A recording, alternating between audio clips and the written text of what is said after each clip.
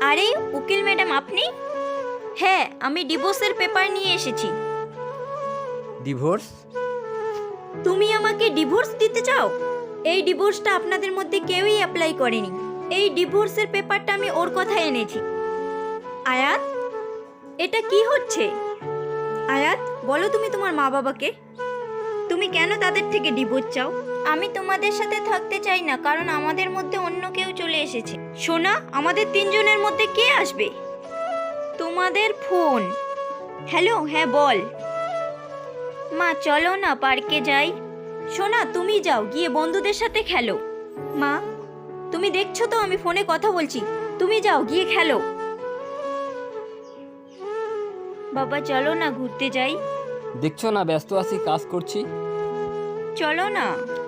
যাও এখান থেকে। আমি এজন্য তোমাদের থেকে ডিভোর্স চাই।